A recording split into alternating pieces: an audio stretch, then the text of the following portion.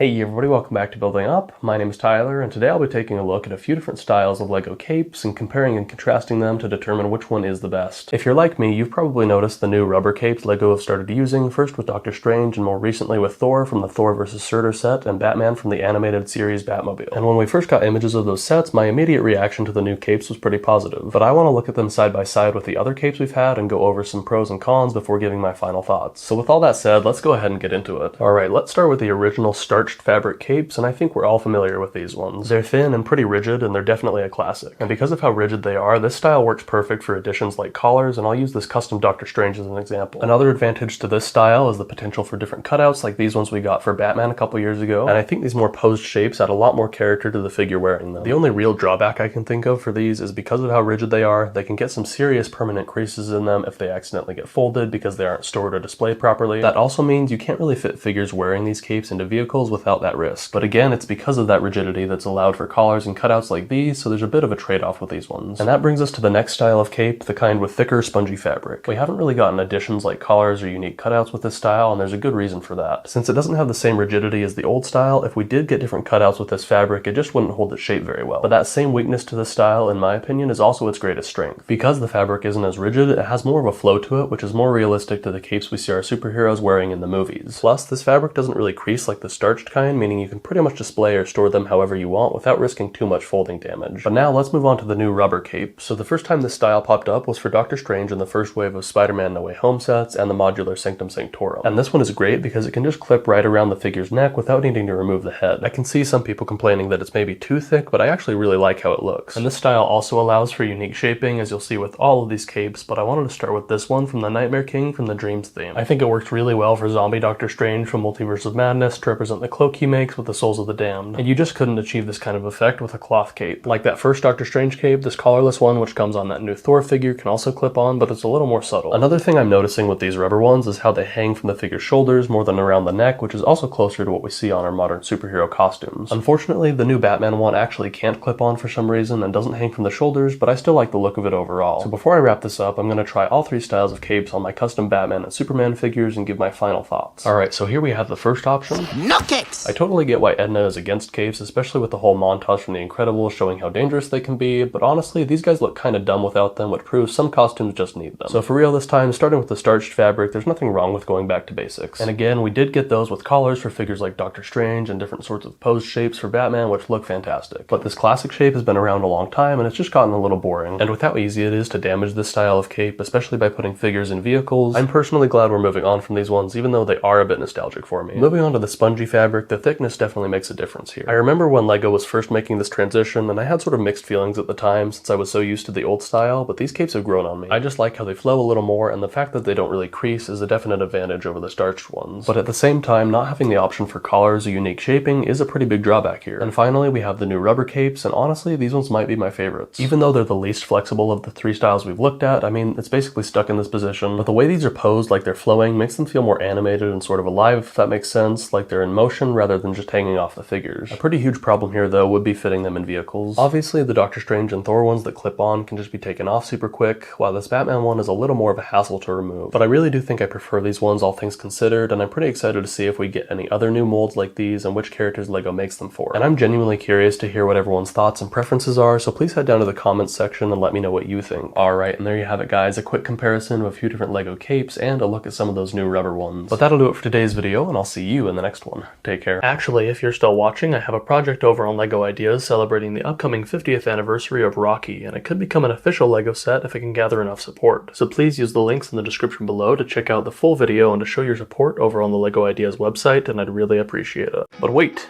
if you're also a nerd and you want to see more, leave a like, comment, subscribe, turn on notifications, follow me on my socials, Instagram and TikTok @BuildingUpBricks, and as always, keep building up.